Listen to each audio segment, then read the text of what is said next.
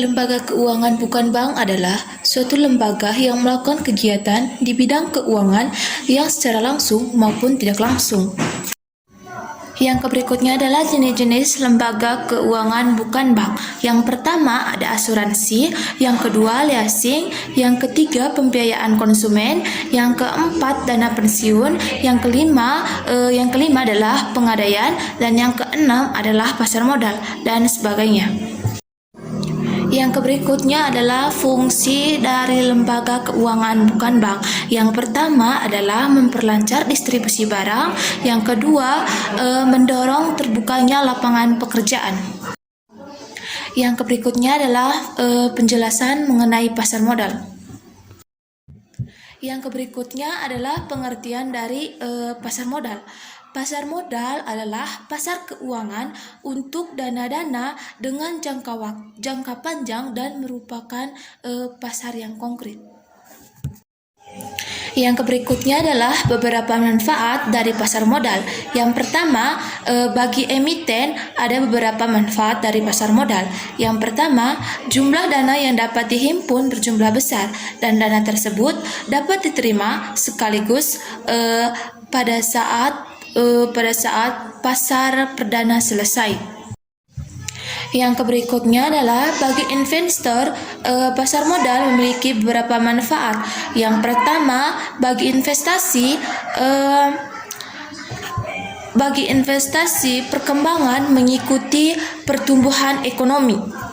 Yang kedua adalah memperoleh dividen bagi mereka yang memegang dan memiliki saham dan bunga yang mengembang bagi pemenang obligasi.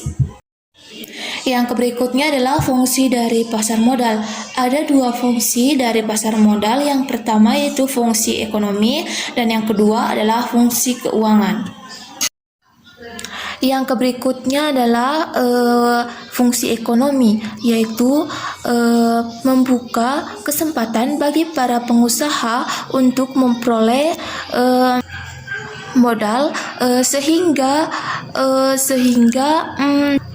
terciptanya kestabilan likuiditas perusahaan melalui penjualan surat berharga. Yang kedua adalah fungsi keuangan. Fungsi keuangan ini adalah menyediakan sarana pemerataan pemasukan baik dari investor maupun dari emiten. Yang berikutnya adalah lembaga-lembaga yang terlibat dalam pasar modal. Yang pertama adalah Badan Pengawas Pasar Modal. Tugasnya adalah mengikuti perkembangan dan mengaturnya pasar modal sehingga efek dapat ditawarkan dan diperdagangkan secara teratur. Yang berikutnya instrumen pasar modal.